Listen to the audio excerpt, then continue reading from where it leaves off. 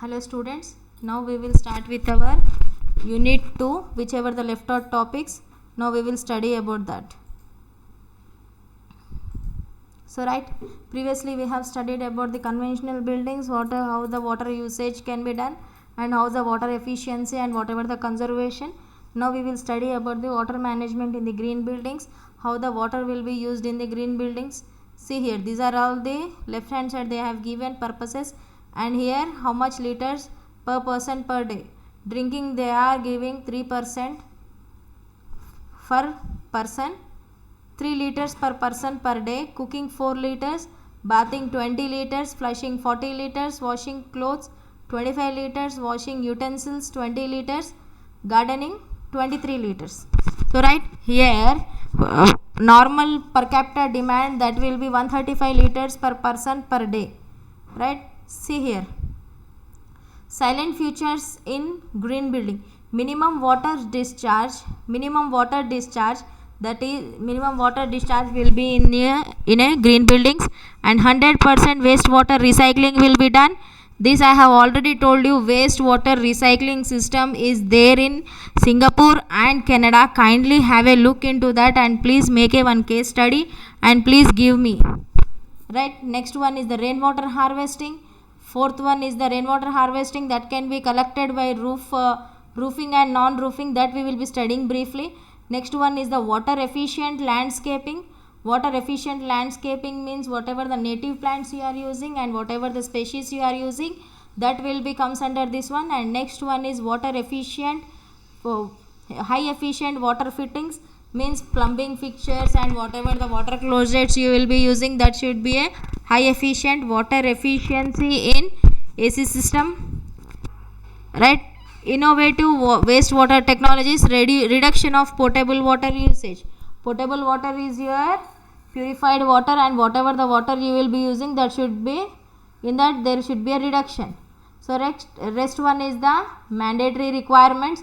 First one is rainwater harvesting that can be done by roof and non-roof. Next one is the water efficient plumbing. First one is landscape design, management of irrigation system, rainwater harvesting, roof and non-roof, water efficient plumbing fixtures, wastewater treatments and reuse, and water metering. So see here, water conservation that has been given on the left hand side. Here the first mandatory requirement under the water conservation has rainwater harvesting, roof and non-roof, that is compulsory. Next one, water efficient plumbing, that is also compulsory.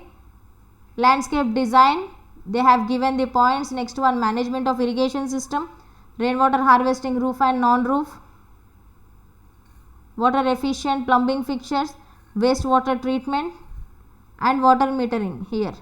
So see here, water efficiency through building design, through building design. Here recognizing environmentally preferably design for site or stormwater management, design building respecting existing natural flows, design buildings respecting existing natural flows or feature of land, strategically locate buildings, under that you are getting to preserve key naturally hydrologic features. Water efficiency through building design, we have to consider all these things. Preserving areas of site that serves as a natural storm water retention or groundwater infiltration or recharge system. See, every time what will be happening, we have to keep it in a consideration when we are studying about the water efficiency. Whatever the groundwater table will be there, groundwater table also plays a major role, because whenever the recharge system comes into the picture, at that moment we need to more and more depends upon the water table only. Our rainwater harvesting system also depends how much water and how much water should be channelized through the rainwater harvesting. If the water table is very low, then we have to more concentrate on the rainwater harvesting here. Preserving existing mature vegetation, observing or disbursing of 30% of site rainwater, minimize building footprints, minimize excavation or soil disturbances, minimize compaction of existing topsoil.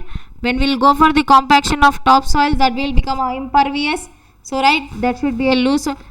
And next one, soil in nature or uncompacted state absorbs or storing up to 50% of the natural soil. When we will compact the existing top soil, that will become a hard strata and that will not absorb the water, that will not absorb, and water will not percolating, that starts retaining on the top surface only.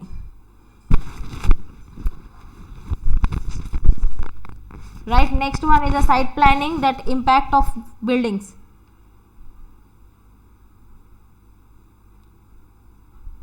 So right, this picture we have already seen in the previous class, that we have already seen in your previous classes. Now we will check this one. Water efficiency, establish a, so see here the picture, 40% here, if your runoff is 10%, here 20% shallow infiltration, so here the 40% evaporation is there, then we will go for the 20% shallow infiltration, 20% runoff will be there, and 38% evaporation will be there. In comparatively, what will be previous one? Previous one you have here 25% shallow infiltration, then you will be having a 10% runoff. If 25% shallow infiltration and 21% deep infiltration, so what you will be having, 20% runoff you will be having, 38% evaporation will be there. So right, natural ground cover, here 20% shallow infiltration, 15% deep infiltration, so what you will be having here, 35% runoff you will be having, 35% evaporation you will be having for the natural ground cover. Here 10% to 20% impervious surfaces, what you will be having, 10% shallow infiltrations. So right, here we will be having, here we will be having for 10 to 20% impervious surface, 30% evaporation, evapotranspiration you will be having, 10% shallow infiltration, 5% deep infiltration. So right here, the fifth point in water efficiency, establish a water budget for building and implement design that minimize the use of potable water by. Under the fifth point, you will be having this all points, using low flow plumbing fixtures and toilets, and waterless urinals, harvest, process and recycle rainwater, cite stormwater and building grey water, and identify appropriate use within the building and sites. Sixth point, you have use on-site treatments systems that enables use of rainwater for hand washing, grey water for toilet flushing, rainwater and storm water for site irrigation, cooling towers, makeup, etc. Seventh one, the conserve water or preserve site and groundwater qualities by using only indigenous, drought resistance and hardy trees, shrubs, plants and that require no irrigation, fertilizers, pesticides and herbicides. Right, see here the next one is the water efficiency. Here you have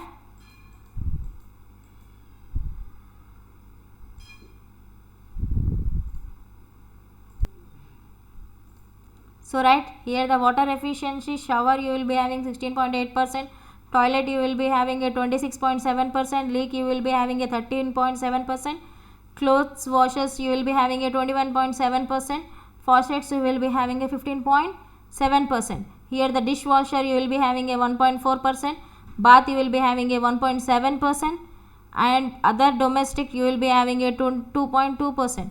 Water less usage fixtures, here water low fixtures. So right here high efficiency toilets today everyone is using, here it is in 1980s. So water management, optimizing water usage, here the optimizing the water usage and the water efficient fixtures you have. Conventional system use 13.5 liters for flush, low usage you have 6 liters per latest ultra low flush uses 3 liters. saving of 40 to 50% aim to create waterless toilets, right? Nowadays everyone is showing interest in using this type of amenities which you can find, right, in the plumbing fixtures. Next one is urinal. Conventional urinals uses 4.5 to 6 liters per flush. Innovated flush system reduces water to 0.4 liters or more. Zero water urinals per waterless urinals. Timed flush system, sensor control automated system. Next one is faucets. The conventional faucets use 15 liters of water per minute. Low flow faucets use 2 liters per minute. So fourth one, shower heads. Conventional shower heads generally use 11 to 26 liters per minute. Low flow showers head using 9 liters per minute or even less. Use narrow spares and effective mix of air and water. So right here, next one, the main important topic in your second unit is rainwater harvesting. Rainwater harvesting is a way to capture rainwater at a time of downpour, recharge underground water and use it later, right? Whatever the underground water you will be having, that will be using the rainwater. Whenever the rain falls, the water which mostly the rainwater will be going into the wastage. The rainwater harvesting is the great technique which will be storing and channelizing this water, and that will be stored in the underground and used it later. In urban areas, large construction leaves little exposed earth for the water to soak in. Most water runs wasteful through drains. Rainwater. Popular methods of conserving water in urban areas by stopping it from running off wastefully as sewage water, recharges aquifers and reservoirs of water, raising level of underground water table. Nowadays you will not be finding the natural soil on the roads, and there everything is getting dumped. So there what is the most of the rainwater that is not getting percolated into the ground for recharging the water table. So most of the water is getting wasted. So here, next one, raising level of underground water table, highly beneficial for trees, vegetation covers which draws mainly from underground water. Since June 2001, Ministry of Urban Affairs and Poverty Alleviations made rainwater harvesting mandatory in all new buildings, right? All new buildings should consist a rainwater harvesting pit or a rainwater harvesting channel with a roof of more than 100 square meters and plot areas of more than 100 square meters. Central Ground Water Authority made rainwater harvesting mandatory in all institutions, right? Next one is the, so see here, use of low flush toilets, use less urinals, sensor control taps for wash basins and water conserving systems to minimize the wastage of water. See, we have already studied in the previous one. We will be having two types of water here. One is grey water and one more is the black water. Here the dual plumbing system in which used water can be recycled for flushing of toilets, and drain waters can be used for irrigation and gardening purpose. So here whatever the rainwater you are getting directly from the sky, that water will be collected. Here you can see, this is the recharge well, this is the service well, and collection chambers you will be having like this. This is the pavement, right? Like this we have to collect the rainwater.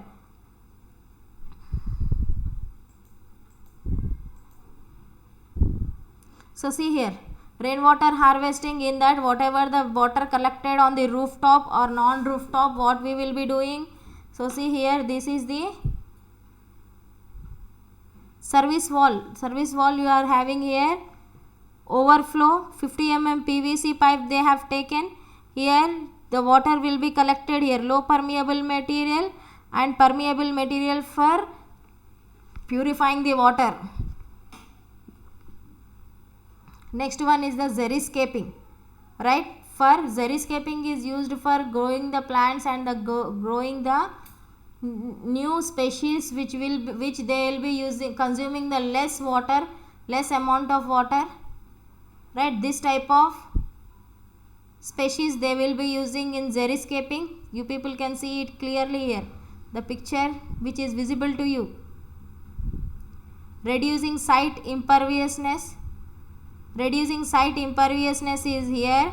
Whatever the site you will be having there, completely whatever the site imperviousness is there, that will be completely covered by the greenery. So see here, context of water sustainable world, an urgent need for creating water sustainable world, because water remains at core of sustainable development. Water resources and service help in poverty reduction, economic growth, environmental sustainability, food and energy security, environmental health, improvement in social well-being, inclusive growth affecting livelihoods of billions. For creating water sustainable world, we need to adopt nature based. So right here you people can see it clearly.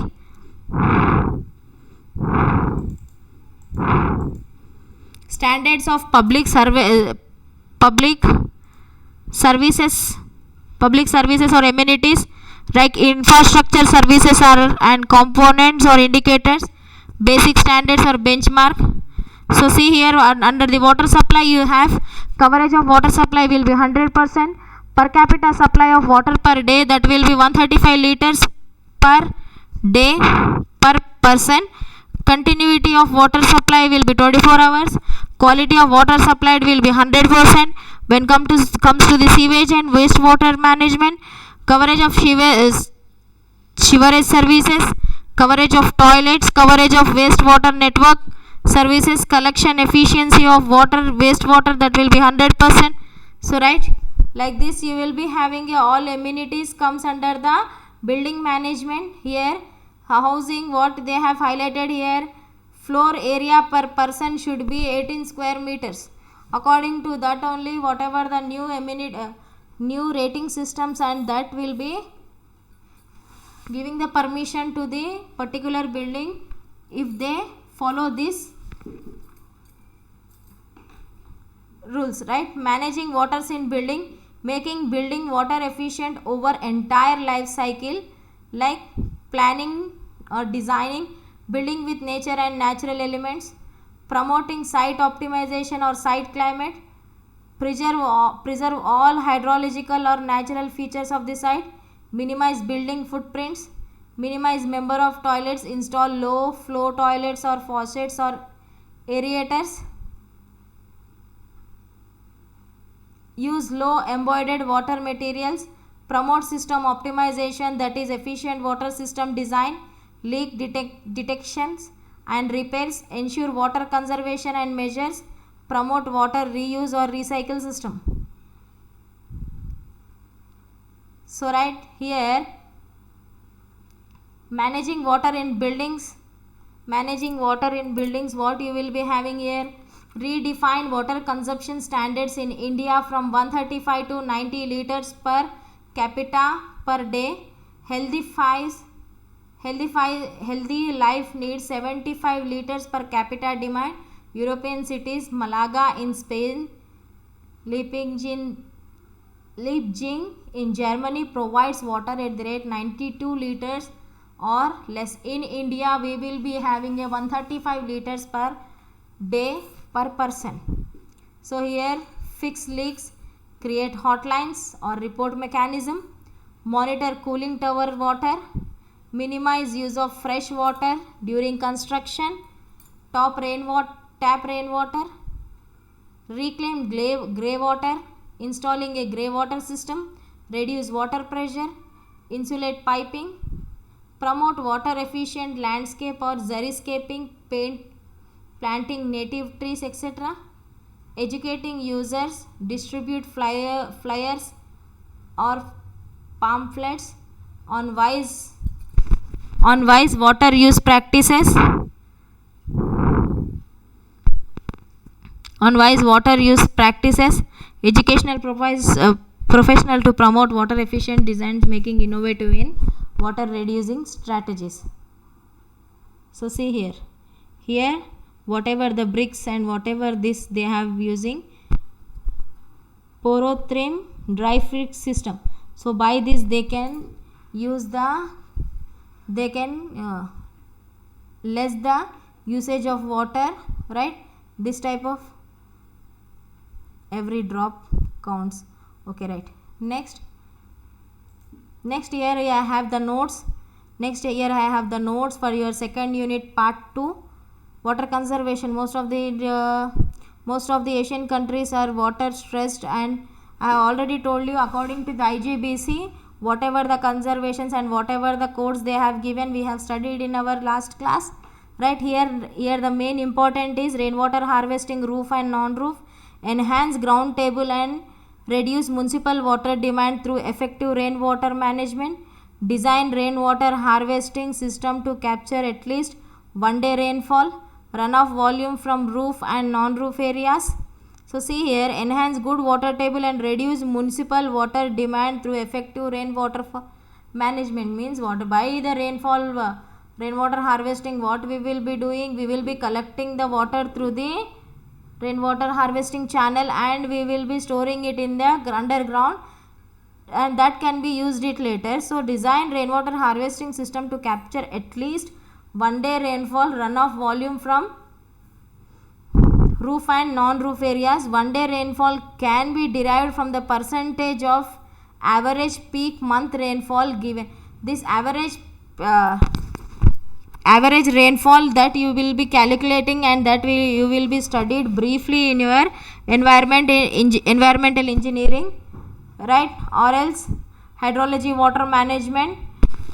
So you can see the table 3 criteria to arrive at one day rainfall.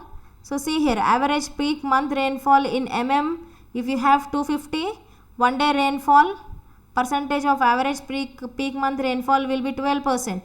251 to 350 10%, 351 to 500 you will be having 8%, 501 to 700 you will be having 6%, 701 and above is 4%. So right, according to the National Building Code, we will be having the rainwater harvesting surface water in area where the water percolation is limited. Collecting tanks or water bodies may be provided to meet the above requirements. Filterings of suspended solids shall be ensured by providing sustainable filtering media before the letting the water into the collection tanks, water bodies, municipal storm and water drains. So see here they have given consumption of plumbing fixtures. Consumption of plumbing fixtures, what they have given? 6 liters flush. Here maximum flow rate consumption is 6, 1 flush, 1 for male and 1 for female. Here they have given all the details for the basic flow rates. So next one is a water consumption that we have already studied. Next one, most important thing is landscape design. Here the design of landscape design landscape to ensure minimum water consumption, limit use of turf on the site, or ensure that the landscape area is planted with drought tolerant native or adaptive species, right? This we have already studied. Here the area planted with turf should not exceed a slope of 25%, that is 4 to 1. So here the slope will be 1:4 you will be having the slope here. The management irrigation system reduce water demand for irrigation through water efficient management system and techniques. Provide or install highly efficient irrigation systems incorporating the features mentioned below. Central shut-off values, source soil moisture sensors integrated with irrigation system, turf, and each type of bedding area must be segregated into independent zones. Independent zone zones based on the watering needs. At least 75% of landscaping planting beds must have a drip irrigation system to reduce the evaporation. So in the drip irrigation, what is the main thing? The water which has been sprinkled on the plants, that will not get evaporated. So time based control for the values such that the evaporation loss is minimized and the plant health is ensured. Pressure regulating devices to maintain optimal pressure to prevent the water loss. Any other innovative methods for watering? So here the main thing is the wastewater treatment and reuse. Treat wastewater generated on site so as to avoid the polluting and receiving stream by the safe disposal. Use treated wastewater, thereby reducing dependence on the potable water. Have an on-site treatment system to handle 100% of wastewater generated in the building to the quality standards suitable for reuse and prescribed by central or state pollution control board as applicable. So right, in the wastewater we have studied previously that there you will be having a grey water and the black water. So right, grey water that can be used in the washrooms, and the black water, for black water purification we have to invest some financially. So right, at that we need to use techniques. Next one is a water metering. Encourage sub-metering to improve water performance of building and thereby saving potable water.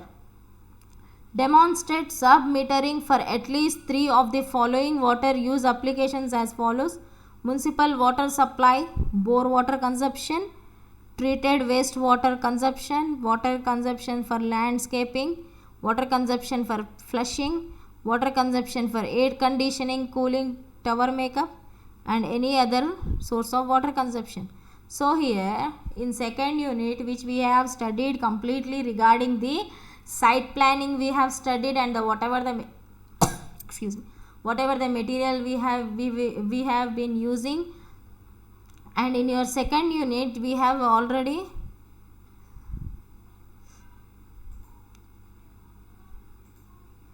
in your second unit we have already studied regarding the site planning in your unit 1, unit 2 part 1. In this in that, after that, in part 2 what we have studied water efficiency, water conservation and efficiency. In that we have studied about the roof, rainwater harvesting, roof and non-roof. So how they will be collecting and how they will be stored. And next one we have studied about the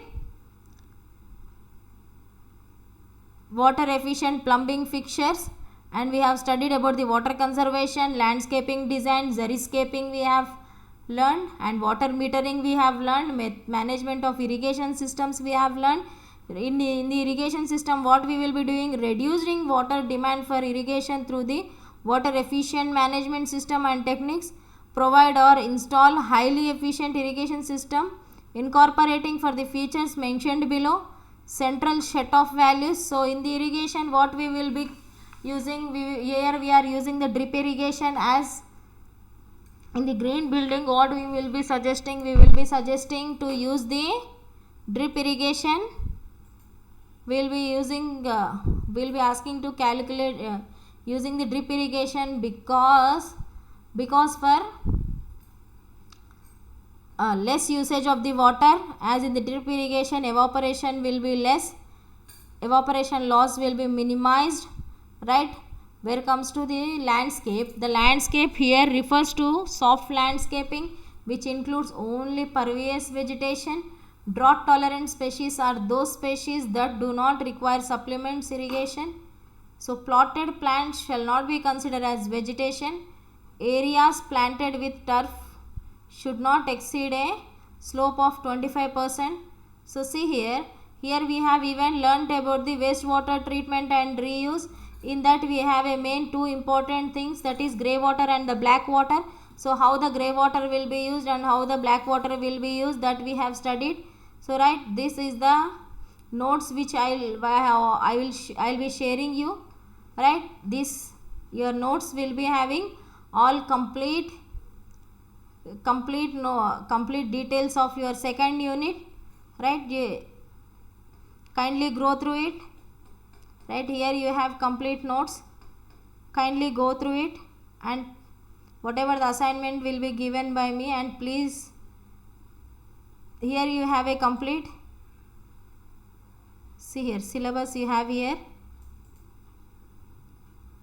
So right, kindly go through these notes. I'll share you in the group, right? Thank you for today's class, and next we will start with our in the next lecture we will start our third unit. Thank you.